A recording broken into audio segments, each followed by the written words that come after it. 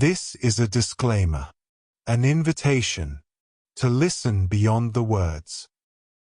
Dear listeners, as you prepare to lose yourself in the tapestry of this tale, spun with care and woven with countless voices, allow me a moment to reflect on the nature of storytelling itself. Words, like wayward stars, often shine with unpredictable brilliance. They illuminate, they resonate, but they can also flicker as they cross from tongue to ear. In this telling, where the art of the spoken word meets the boundless intricacies of language, there may be an occasional note that rings unexpected, a pronunciation shaped by a performer's unique cadence, a name rendered slightly different than imagined, a rhythm that dances to its own tune.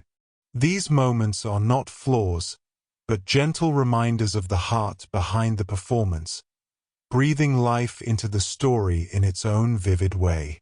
Rather than distractions, consider them the creases in an ancient map, the character of a voice etched with the echoes of the world it seeks to bring alive.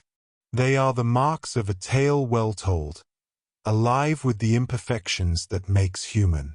Lean into the magic, allow the story to wash over you, and trust that, no matter the shape of each word, the soul of the journey remains unchanged. Your willingness to listen with an open heart is the truest magic of all. The Adventures of Sherlock Holmes, by Arthur Conan Doyle. The Adventure of the Beryl Coronet. 1. Holmes, said I as I stood one morning in our bow window looking down the street, here is a madman coming along. It seems rather sad that his relatives should allow him to come out alone. My friend rose lazily from his armchair and stood with his hands in the pockets of his dressing gown, looking over my shoulder. It was a bright, crisp February morning, and the snow of the day before still lay deep upon the ground, shimmering brightly in the wintry sun. Down the center of Baker Street it had been plowed into a brown crumbly band by the traffic, but at either side and on the heaped-up edges of the footpaths it still lay as white as when it fell.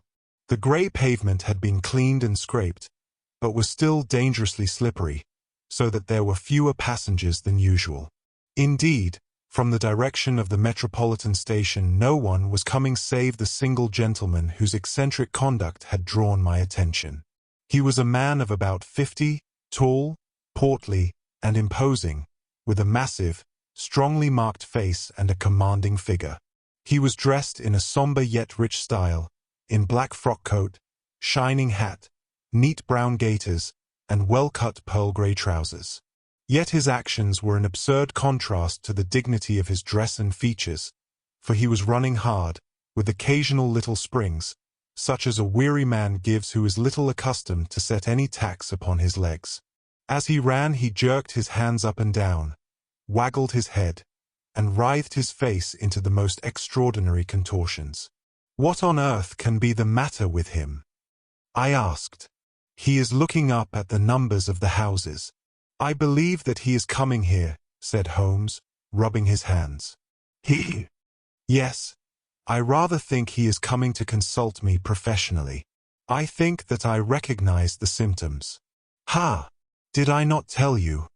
As he spoke, the man, puffing and blowing, rushed at our door and pulled at our bell until the whole house resounded with the clanging. A few moments later he was in our room, still puffing, still gesticulating, but with so fixed a look of grief and despair in his eyes that our smiles were turned in an instant to horror and pity. For a while he could not get his words out, but swayed his body and plucked at his hair like one who has been driven to the extreme limits of his reason. Then, suddenly springing to his feet, he beat his head against the wall with such force that we both rushed upon him and tore him away to the center of the room. Sherlock Holmes pushed him down into the easy-chair and, sitting beside him, patted his hand and chatted with him in the easy, soothing tones which he knew so well how to employ. "You have come to me to tell your story, have you not?" said he. "You are fatigued with your haste.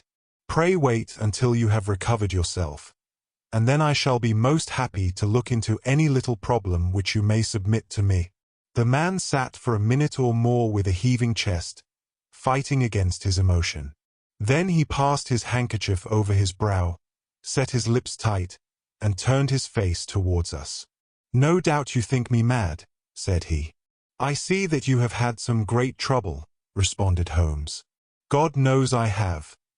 A trouble which is enough to unseat my reason, so sudden and so terrible is it. Public disgrace I might have faced, although I am a man whose character has never yet borne a stain. Private affliction also is the lot of every man, but the two coming together, and in so frightful a form, have been enough to shake my very soul. Besides, it is not I alone. The very noblest in the land may suffer unless some way be found out of this horrible affair. Pray compose yourself, sir," said Holmes, "and let me have a clear account of who you are and what it is that has befallen you." "My name," answered our visitor, "is probably familiar to your ears. I am Alexander Holder, of the banking firm of Holder and Stevenson, of Threadneedle Street." The name was indeed well known to us as belonging to the senior partner in the second largest private banking concern in the City of London. What could have happened, then, to bring one of the foremost citizens of London to this most pitiable pass? We waited, all curiosity, until with another effort he braced himself to tell his story. "I feel that time is of value," said he. "That is why I hastened here when the police inspector suggested that I should secure your cooperation. I came to Baker Street by the Underground and hurried from there on foot, for the cabs go slowly through this snow. That is why I was so out of breath, for I am a man who takes very little exercise. I feel better now, and I will put the facts before you as shortly and yet as clearly as I can. It is, of course, well known to you that in a successful banking business as much depends upon our being able to find remunerative investments for our funds as upon our increasing our connection and the number of our depositors. One of our most lucrative means of laying out money is in the shape of loans, where the security is unimpeachable. We have done a good deal in this direction during the last few years, and there are many noble families to whom we have advanced large sums upon the security of their pictures, libraries, or plate. Yesterday morning I was seated in my office at the bank when a card was brought in to me by one of the clerks. I started when I saw the name, for it was that of none other than, well, perhaps even to you I had better say no more than that it was a name which is a household word all over the earth, one of the highest, noblest, most exalted names in England. I was overwhelmed by the honor and attempted, when he entered, to say so, but he plunged at once into business with the air of a man who wishes to hurry quickly through a disagreeable task. "Mr. Holder," said he, "I have been informed that you are in the habit of advancing money. The firm does so when the security is good." I answered, "It is absolutely essential to me," said he, "that I should have £50,000 at once. I could, of course, borrow so trifling a sum 10 times over from my friends, but I much prefer to make it a matter of business and to carry out that business myself. In my position you can readily understand that it is unwise to place oneself under obligations. For how long, may I ask, do you want this sum?" I asked. "Next Monday I have a large sum due to me, and I shall then most certainly repay what you advance, with whatever interest you think it right to charge. But it is very essential to me that the money should be paid at once. I should be happy to advance it without further parley from my own private purse," said I, "were it not that the strain would be rather more than it could bear. If, on the other hand, I am to do it in the name of the firm, then in justice to my partner I must insist that, even in your case, every businesslike precaution should be taken." "I should much prefer to have it so," said he, raising up a square, black morocco case which he had laid beside his chair.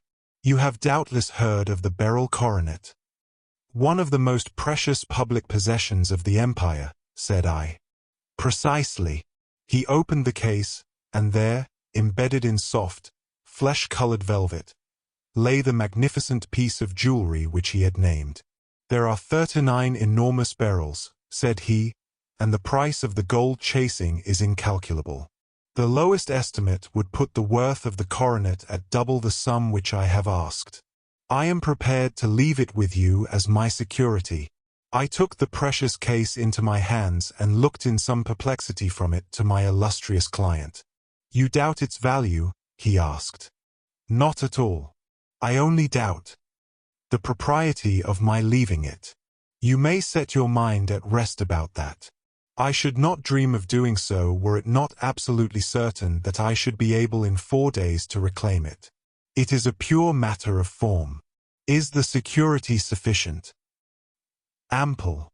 You understand, Mr. Holder, that I am giving you a strong proof of the confidence which I have in you, founded upon all that I have heard of you. I rely upon you not only to be discreet and to refrain from all gossip upon the matter but, above all, to preserve this coronet with every possible precaution, because I need not say that a great public scandal would be caused if any harm were to befall it.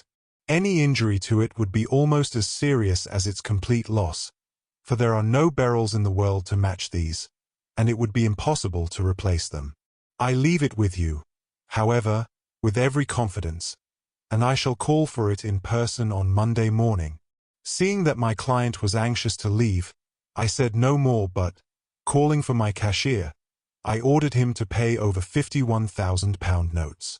When I was alone once more, however, with the precious case lying upon the table in front of me, I could not but think with some misgivings of the immense responsibility which it entailed upon me. There could be no doubt that, as it was a national possession, a horrible scandal would ensue if any misfortune should occur to it. I already regretted having ever consented to take charge of it. However, it was too late to alter the matter now, so I locked it up in my private safe and turned once more to my work.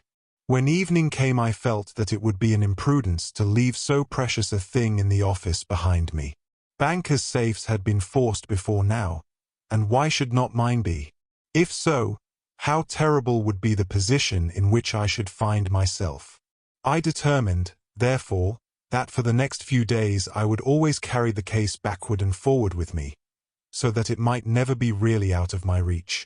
With this intention, I called a cab and drove out to my house at Streatham, carrying the jewel with me. I did not breathe freely until I had taken it upstairs and locked it in the bureau of my dressing room. And now a word as to my household, Mr. Holmes, for I wish you to thoroughly understand the situation. My groom and my page sleep out of the house, and may be set aside altogether. I have 3 maidservants who have been with me a number of years and whose absolute reliability is quite above suspicion.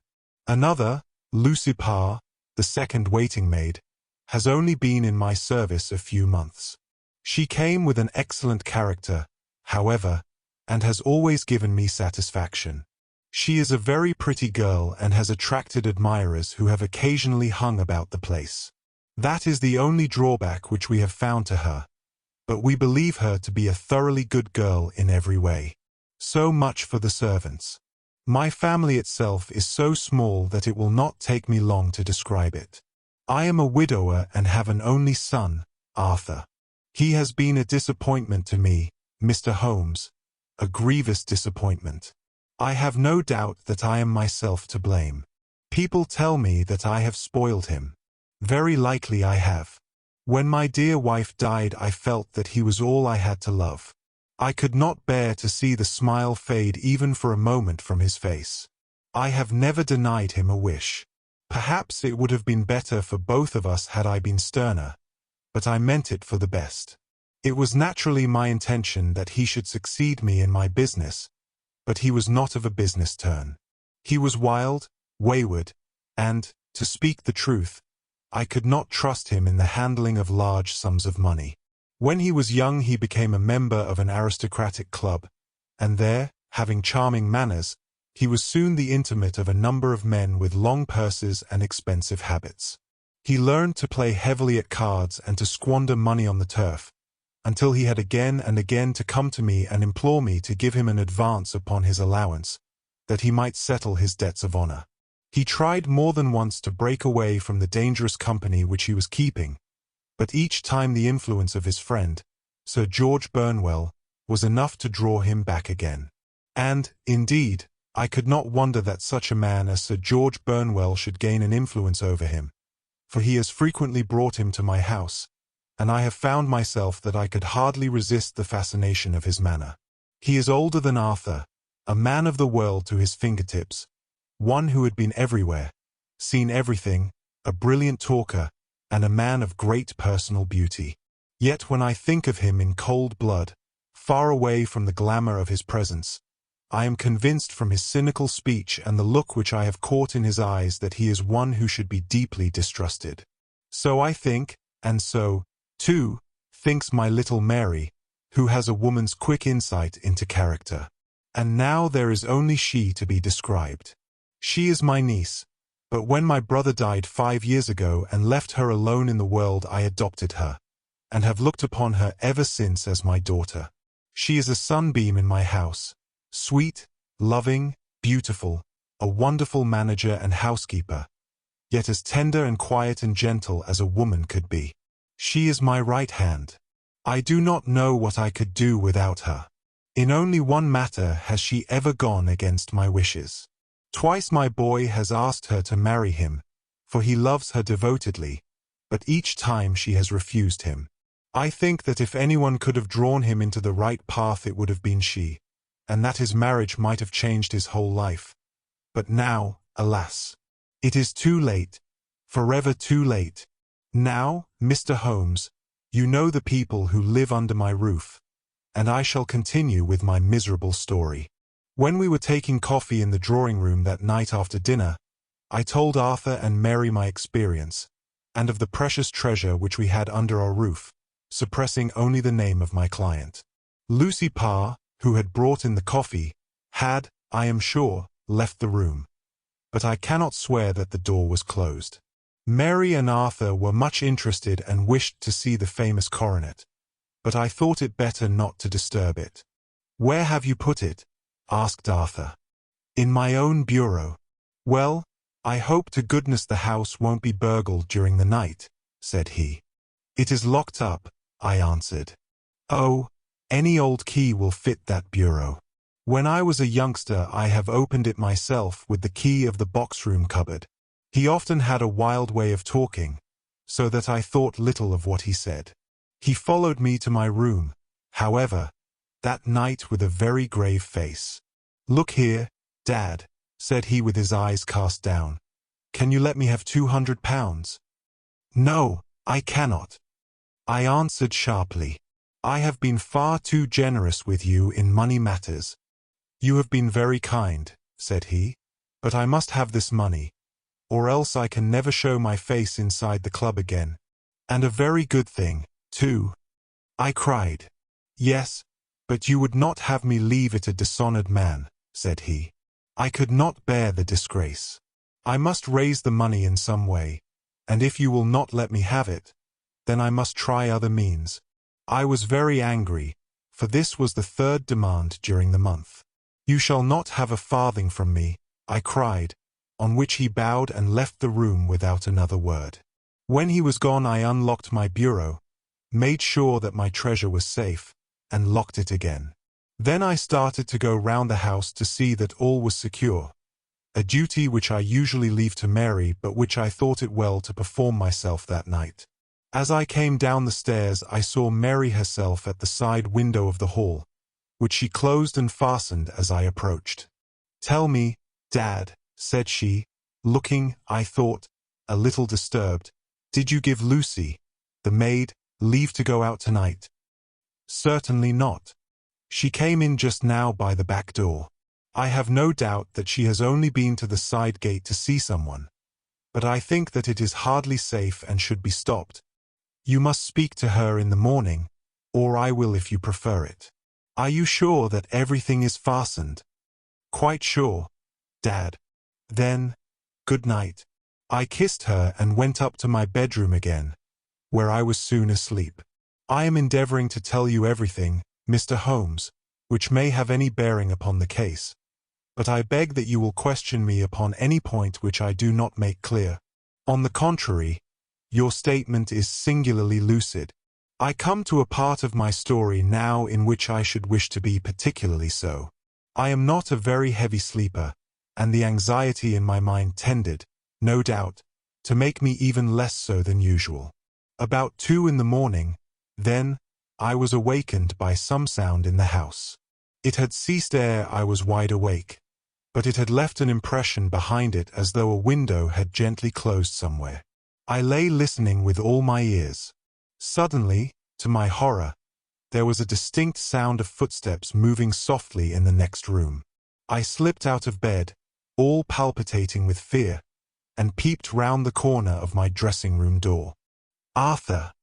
I screamed. "You villain! You thief! How dare you touch that coronet?"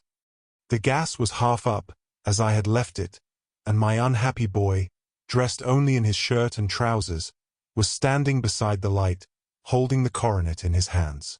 He appeared to be wrenching at it, or bending it with all his strength.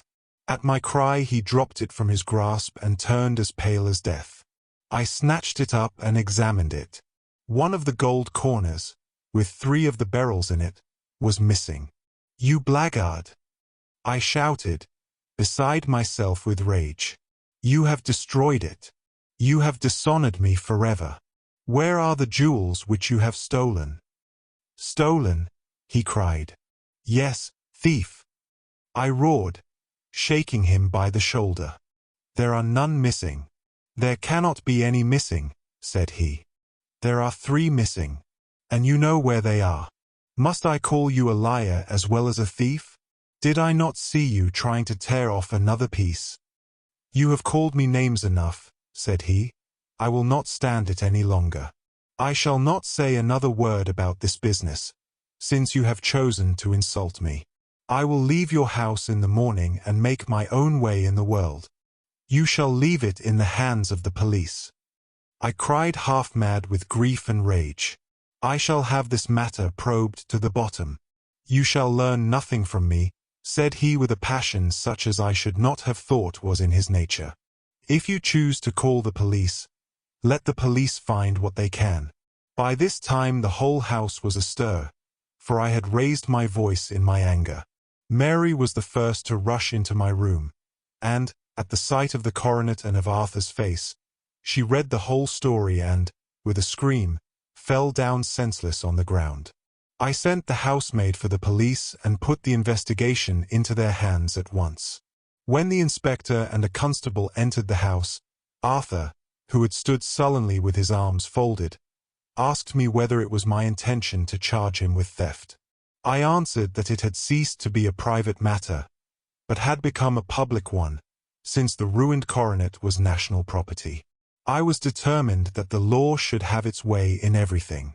"At least," said he, "you will not have me arrested at once.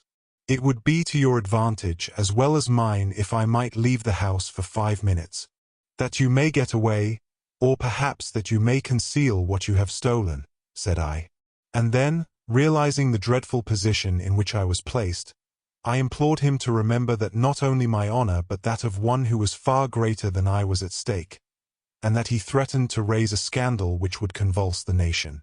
He might avert it all if he would but tell me what he had done with the 3 missing stones. "You may as well face the matter," said I. "You have been caught in the act, and no confession could make your guilt more heinous. If you but make such reparation as is in your power, by telling us where the beryls are, all shall be forgiven and forgotten."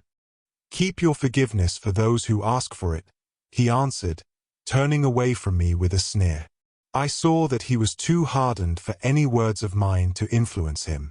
There was but one way for it. I called in the inspector and gave him into custody.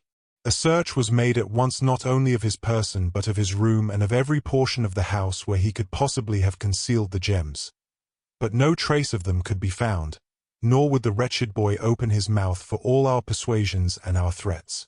This morning he was removed to a cell, and I, after going through all the police formalities, have hurried round to you to implore you to use your skill in unraveling the matter. The police have openly confessed that they can at present make nothing of it. You may go to any expense which you think necessary. I have already offered a reward of £1,000. My God, what shall I do? I have lost my honor, my gems, and my son in one night. Oh, what shall I do?" He put a hand on either side of his head and rocked himself to and fro, droning to himself like a child whose grief has got beyond words. Sherlock Holmes sat silent for some few minutes, with his brows knitted and his eyes fixed upon the fire. "Do you receive much company?" he asked. "None save my partner with his family and an occasional friend of Arthur's. Sir George Burnwell has been several times lately. No one else, I think. Do you go out much in society?" "Arthur does. Mary and I stay at home. We neither of us care for it. That is unusual in a young girl. She is of a quiet nature. Besides, she is not so very young. She is 24. This matter, from what you say, seems to have been a shock to her also. Terrible. She is even more affected than I. You have neither of you any doubt as to your son's guilt?" "How can we have when I saw him with my own eyes with the coronet in his hands? I hardly consider that a conclusive proof. Was the remainder of the coronet at all injured?" "Yes, it was twisted. Do you not think, then, that he might have been trying to straighten it?" "God bless you. You are doing what you can for him and for me. But it is too heavy a task. What was he doing there at all? If his purpose were innocent, why did he not say so?" "Precisely. And if it were guilty, why did he not invent a lie? His silence appears to me to cut both ways. There are several singular points about the case. What did the police think of the noise which awoke you from your sleep?" "They considered that it might be caused by Arthur's closing his bedroom door. A likely story. As if a man bent on felony would slam his door so as to wake a household." "What did they say, then, of the disappearance of these gems?" "They are still sounding the planking and probing the furniture in the hope of finding them." "Have they thought of looking outside the house?" "Yes, they have shown extraordinary energy. The whole garden has already been minutely examined." "Now, my dear sir," said Holmes, "is it not obvious to you now that this matter really strikes very much deeper than either you or the police were at first inclined to think? It appeared to you to be a simple case. To me it seems exceedingly complex. Consider what is involved by your theory. You suppose that your son came down from his bed, went, at great risk, to your dressing room, opened your bureau, took out your coronet, broke off by main force a small portion of it, went off to some other place, concealed 3 gems out of the 39, with such skill that nobody can find them, and then returned with the other 36 into the room in which he exposed himself to the greatest danger of being discovered. I ask you now, is such a theory tenable?" "But what other is there?" cried the banker with a gesture of despair. "If his motives were innocent, why does he not explain them?" "It is our task to find that out," replied Holmes. "So now, if you please, Mr. Holder, we will set off for Streatham together, and devote an hour to glancing a little more closely into details." My friend insisted upon my accompanying them in their expedition, which I was eager enough to do, for my curiosity and sympathy were deeply stirred by the story to which we had listened. I confess that the guilt of the banker's son appeared to me to be as obvious as it did to his unhappy father. But still I had such faith in Holmes' judgment that I felt that there must be some grounds for hope as long as he was dissatisfied with the accepted explanation. He hardly spoke a word the whole way out to the southern suburb, but sat with his chin upon his breast and his hat drawn over his eyes, sunk in the deepest thought. Our client appeared to have taken fresh heart at the little glimpse of hope which had been presented to him, and he even broke into a desultory chat with me over his business affairs. A short railway journey and a shorter walk brought us to Fairbank, the modest residence of the great financier. Fairbank was a good-sized square house of white stone, standing back a little from the road. A double carriage sweep, with a snow-clad lawn, stretched down in front to 2 large iron gates which closed the entrance. On the right side was a small wooden thicket, which led into a narrow path between 2 neat hedges stretching from the road to the kitchen door, and forming the tradesman's entrance. On the left ran a lane which led to the stables, and was not itself within the grounds at all, being a public, though little-used, thoroughfare. Holmes left us standing at the door and walked slowly all round the house, across the front, down the tradesman's path, and so round by the garden behind into the stable lane. So long was he that Mr. Holder and I went into the dining-room and waited by the fire until he should return. We were sitting there in silence when the door opened and a young lady came in. She was rather above the middle height, slim, with dark hair and eyes, which seemed the darker against the absolute pallor of her skin. I do not think that I have ever seen such deadly paleness in a woman's face. Her lips, too, were bloodless, but her eyes were flushed with crying. As she swept silently into the room, she impressed me with a greater sense of grief than the banker had done in the morning, and it was the more striking in her as she was evidently a woman of strong character, with immense capacity for self-restraint. Disregarding my presence, she went straight to her uncle and passed her hand over his head with a sweet womanly caress. "You have given orders that Arthur should be liberated, have you not, Dad?" she asked. "No, no, my girl. The matter must be probed to the bottom. But I am so sure that he is innocent. You know what woman's instincts are. I know that he has done no harm and that you will be sorry for having acted so harshly. Why is he silent, then, if he is innocent? Who knows? Perhaps because he was so angry that you should suspect him. How could I help suspecting him, when I actually saw him with the coronet in his hand? Oh, but he had only picked it up to look at it. Oh, do take my word for it that he is innocent. Let the matter drop and say no more. It is so dreadful to think of our dear Arthur in prison. I shall never let it drop until the gems are found. Never, Mary. Your affection for Arthur blinds you as to the awful consequences to me.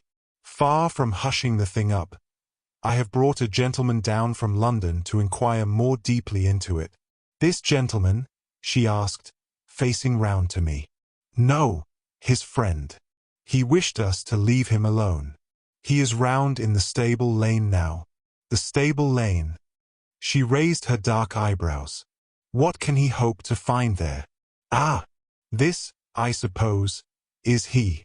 I trust, sir, that you will succeed in proving, what I feel sure is the truth, that my cousin Arthur is innocent of this crime.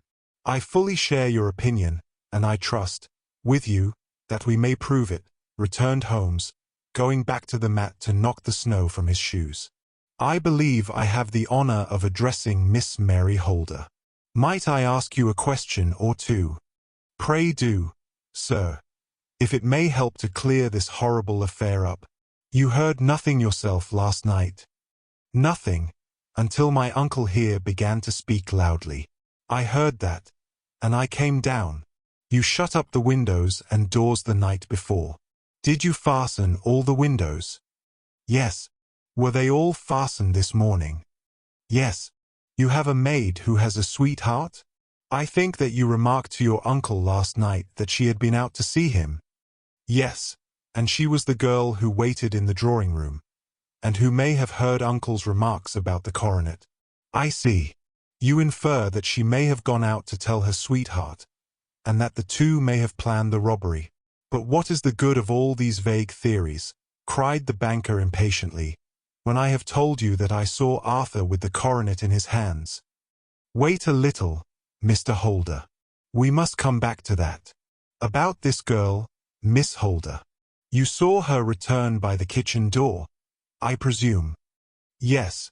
When I went to see if the door was fastened for the night, I met her slipping in. I saw the man, too, in the gloom." "Do you know him?" "Oh, yes. He is the greengrocer who brings our vegetables round. His name is Francis Prosper. He stood," said Holmes, "to the left of the door. That is to say, farther up the path than is necessary to reach the door." "Yes, he did. And he is a man with a wooden leg." Something like fear sprang up in the young lady's expressive black eyes. "Why, you are like a magician," said she. "How do you know that?" She smiled, but there was no answering smile in Holmes' thin, eager face. "I should be very glad now to go upstairs," said he. "I shall probably wish to go over the outside of the house again. Perhaps I had better take a look at the lower windows before I go up." He walked swiftly round from one to the other, pausing only at the large one which looked from the hall onto the stable lane. This he opened and made a very careful examination of the sill with his powerful magnifying lens. "Now we shall go upstairs," said he at last. The banker's dressing-room was a plainly furnished little chamber, with a grey carpet, a large bureau, and a long mirror. Holmes went to the bureau first and looked hard at the lock. "Which key was used to open it?" he asked. "That which my son himself indicated. That of the cupboard of the lumber room. Have you it here?" "That is it on the dressing table." Sherlock Holmes took it up and opened the bureau. "It is a noiseless lock," said he. "It is no wonder that it did not wake you. This case, I presume, contains the coronet. We must have a look at it." He opened the case, and taking out the diadem he laid it upon the table. It was a magnificent specimen of the jeweller's art, and the 36 stones were the finest that I have ever seen. At one side of the coronet was a cracked edge, where a corner holding 3 gems had been torn away. "Now, Mr. Holder," said Holmes, "here is the corner which corresponds to that which has been so unfortunately lost. Might I beg that you will break it off?" The banker recoiled in horror. "I should not dream of trying," said he. "Then I will." Holmes suddenly bent his strength upon it, but without result. "I feel it give a little," said he, "but, though I am exceptionally strong in the fingers, it would take me all my time to break it. An ordinary man could not do it. Now, what do you think would happen if I did break it, Mr. Holder?" "There would be a noise like a pistol shot." "Do you tell me that all this happened within a few yards of your bed and that you heard nothing of it?" "I do not know what to think. It is all dark to me, but perhaps it may grow lighter as we go. What do you think, Miss Holder?" "I confess that I still share my uncle's perplexity. Your son had no shoes or slippers on when you saw him. He had nothing on save only his trousers and shirt." "Thank you. We have certainly been favored with extraordinary luck during this inquiry, and it will be entirely our own fault if we do not succeed in clearing the matter up. With your permission, Mr. Holder, I shall now continue my investigations outside." He went alone, at his own request, for he explained that any unnecessary footmarks might make his task more difficult. For an hour or more he was at work, returning at last with his feet heavy with snow and his features as inscrutable as ever. "I think that I have seen now all that there is to see, Mr. Holder," said he. "I can serve you best by returning to my rooms. But the gems, Mr. Holmes, where are they?" "I cannot tell." The banker wrung his hands. "I shall never see them again," he cried. "And my son? You give me hopes." "My opinion is in no way altered." "Then, for God's sake, what was this dark business which was acted in my house last night? If you can call upon me at my Baker Street rooms tomorrow morning between 9 and 10, I shall be happy to do what I can to make it clearer. I understand that you give me carte blanche to act for you, provided only that I get back the gems, and that you place no limit on the sum I may draw. I would give my fortune to have them back." "Very good. I shall look into the matter between this and then. Goodbye. It is just possible that I may have to come over here again before evening." It was obvious to me that my companion's mind was now made up about the case, although what his conclusions were was more than I could even dimly imagine. Several times during our homeward journey I endeavored to sound him upon the point, but he always glided away to some other topic, until at last I gave it over in despair. It was not yet 3 when we found ourselves in our rooms once more. He hurried to his chamber and was down again in a few minutes dressed as a common loafer. With his collar turned up, his shiny, seedy coat, his red cravat, and his worn boots, he was a perfect sample of the class. "I think that this should do," said he, glancing into the glass above the fireplace. "I only wish that you could come with me, Watson, but I fear that it won't do. I may be on the trail in this matter, or I may be following a will-o'-the-wisp, but I shall soon know which it is. I hope that I may be back in a few hours." He cut a slice of beef from the joint upon the sideboard, sandwiched it between 2 rounds of bread, and thrusting this rude meal into his pocket he started off upon his expedition. I had just finished my tea when he returned, evidently in excellent spirits, swinging an old elastic-sided boot in his hand. He chucked it down into a corner and helped himself to a cup of tea. "I only looked in as I passed," said he. "I am going right on." "Where to?" "Oh, to the other side of the West End. It may be some time before I get back.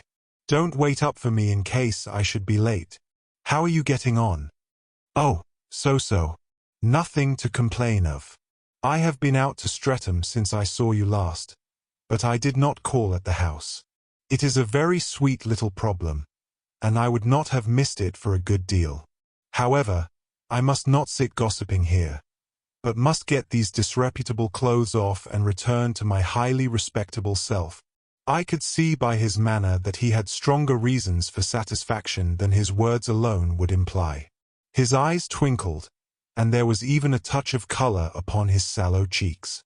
He hastened upstairs, and a few minutes later I heard the slam of the hall door, which told me that he was off once more upon his congenial hunt. I waited until midnight, but there was no sign of his return, so I retired to my room. It was no uncommon thing for him to be away for days and nights on end when he was hot upon a scent, so that his lateness caused me no surprise. I do not know at what hour he came in, but when I came down to breakfast in the morning there he was with a cup of coffee in one hand and the paper in the other, as fresh and trim as possible. "You will excuse my beginning without you, Watson," said he, "but you remember that our client has rather an early appointment this morning." "Why, it is after 9 now," I answered. "I should not be surprised if that were he. I thought I heard a ring." It was, indeed, our friend the financier. I was shocked by the change which had come over him, for his face, which was naturally of a broad and massive mold, was now pinched and fallen in, while his hair seemed to me at least a shade whiter. He entered with a weariness and lethargy which was even more painful than his violence of the morning before, and he dropped heavily into the armchair which I pushed forward for him. "I do not know what I have done to be so severely tried," said he. "Only 2 days ago I was a happy and prosperous man, without a care in the world. Now I am left to a lonely and dishonored age. One sorrow comes close upon the heels of another. My niece, Mary, has deserted me." "Deserted you?" "Yes.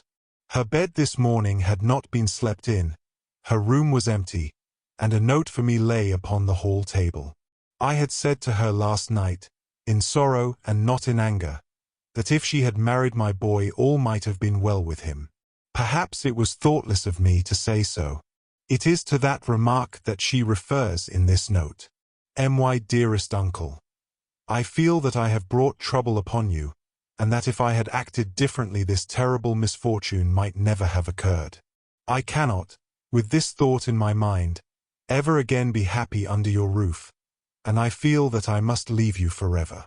Do not worry about my future, for that is provided for, and, above all, do not search for me, for it will be fruitless labor and an ill service to me. In life or in death, I am ever your loving Mary." What could she mean by that note, Mr. Holmes? Do you think it points to suicide? No, no, nothing of the kind.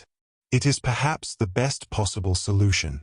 I trust, Mr. Holder, that you are nearing the end of your troubles. Ha! You say so. You have heard something, Mr. Holmes. You have learned something. Where are the gems? You would not think £1,000 apiece an excessive sum for them. I would pay 10. That would be unnecessary. 3,000 will cover the matter. And there is a little reward, I fancy. Have you your checkbook? Here is a pen. Better make it out for £4,000. With a dazed face the banker made out the required check. Holmes walked over to his desk, took out a little triangular piece of gold with 3 gems in it, and threw it down upon the table. With a shriek of joy our client clutched it up. "You have it," he gasped. "I am saved. I am saved." The reaction of joy was as passionate as his grief had been, and he hugged his recovered gems to his bosom. "There is one other thing you owe, Mr. Holder," said Sherlock Holmes rather sternly. "Oh!" He caught up a pen. "Name the sum, and I will pay it." "No, the debt is not to me. You owe a very humble apology to that noble lad, your son, who has carried himself in this matter as I should be proud to see my own son do, should I ever chance to have one. Then it was not Arthur who took them. I told you yesterday, and I repeat today, that it was not. You are sure of it? Then let us hurry to him at once to let him know that the truth is known. He knows it already. When I had cleared it all up I had an interview with him, and finding that he would not tell me the story, I told it to him, on which he had to confess that I was right and to add the very few details which were not yet quite clear to me. Your news of this morning, however, may open his lips. For heaven's sake, tell me, then, what is this extraordinary mystery?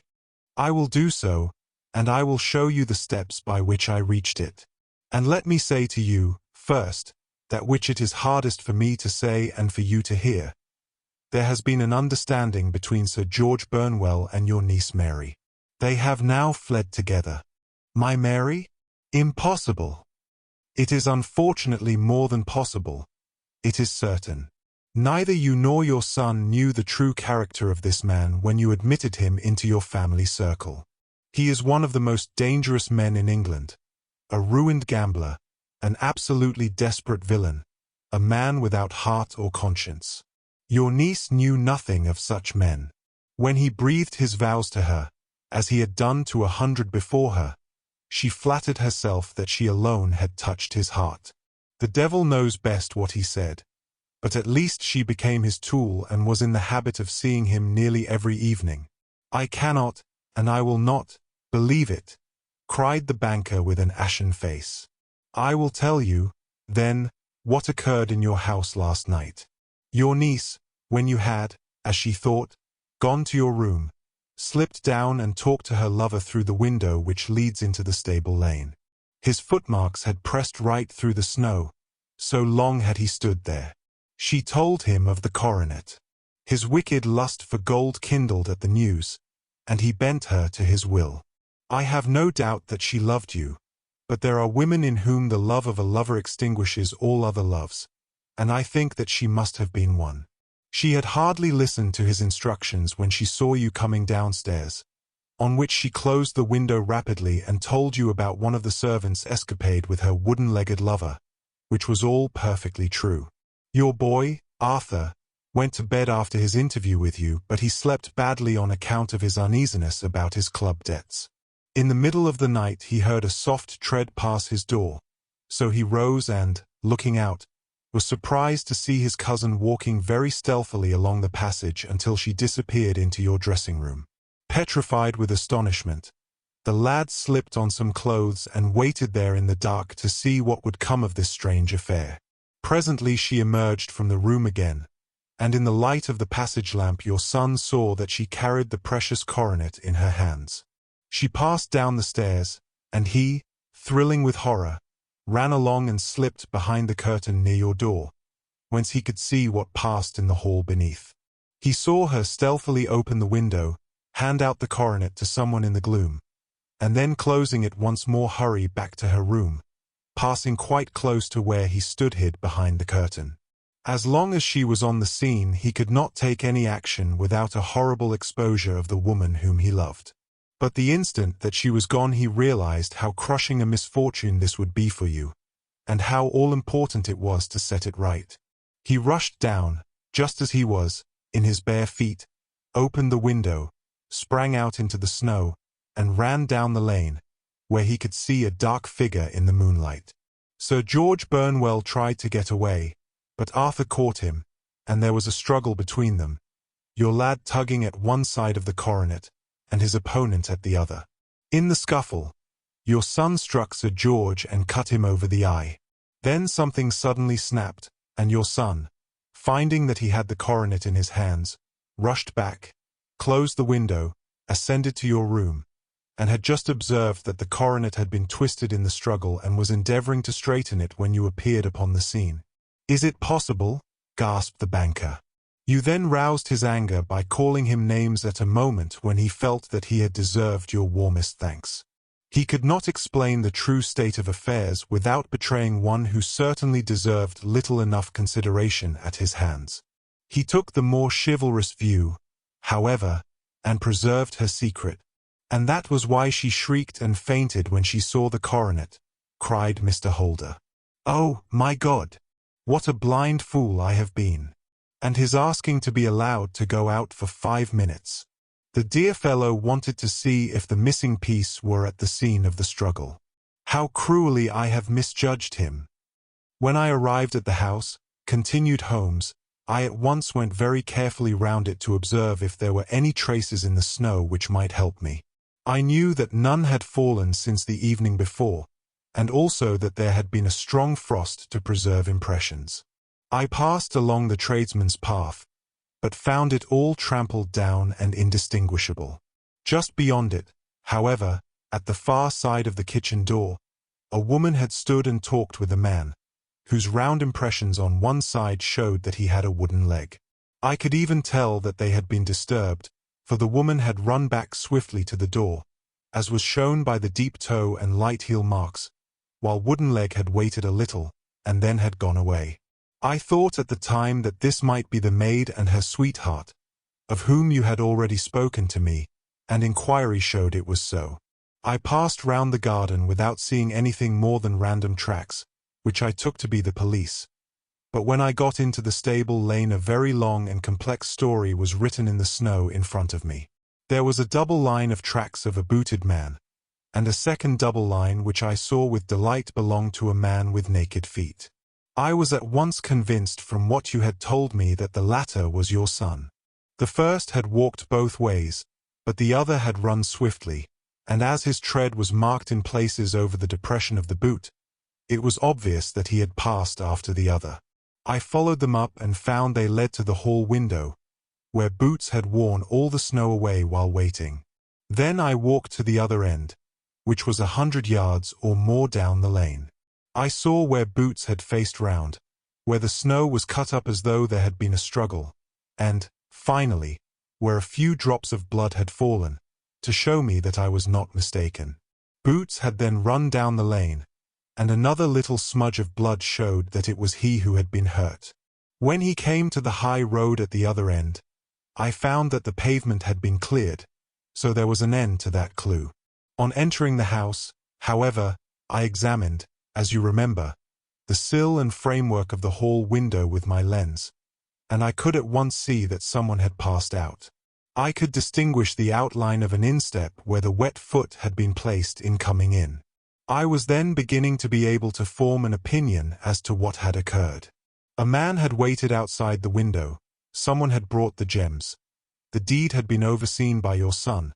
He had pursued the thief, had struggled with him. They had each tugged at the coronet, their united strength causing injuries which neither alone could have effected. He had returned with the prize, but had left a fragment in the grasp of his opponent. So far I was clear.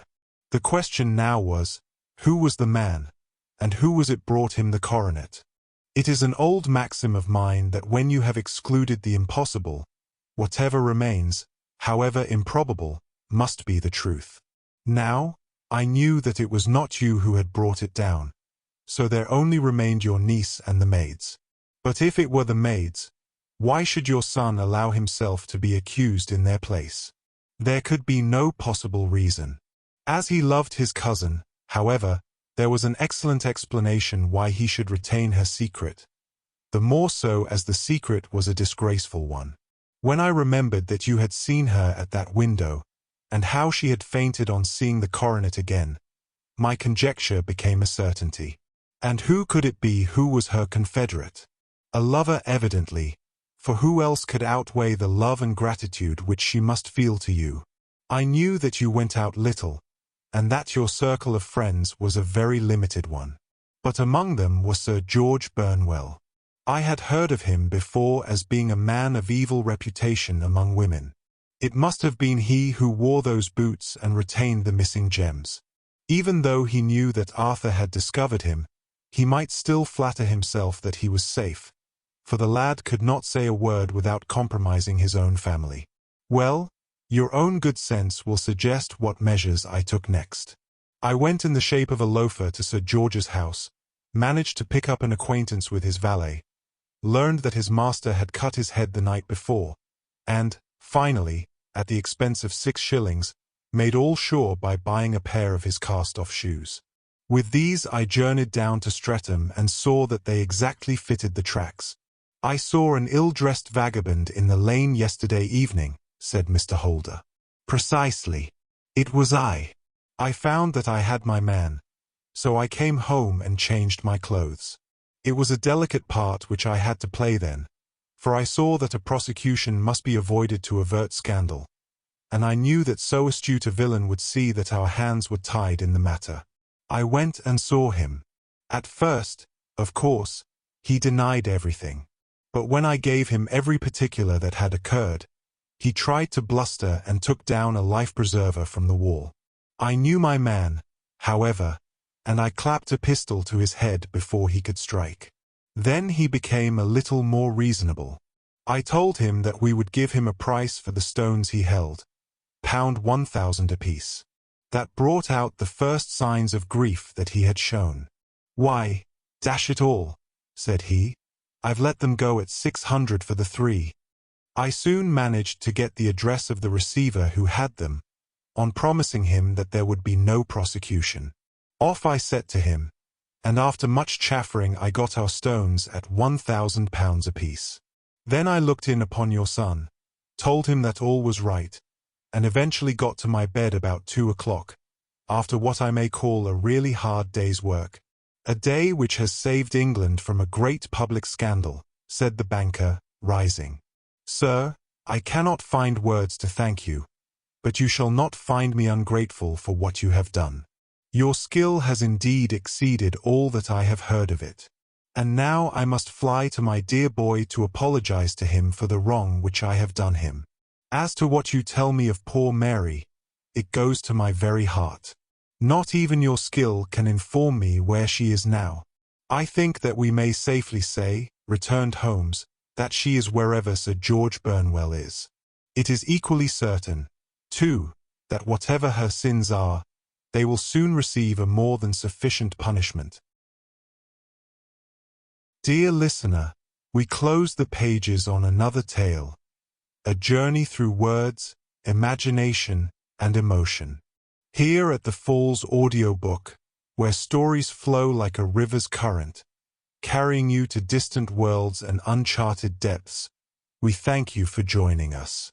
As always, we invite you to linger a little longer.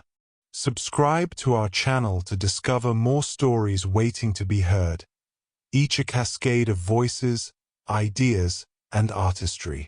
And remember, every great story begins with a single word.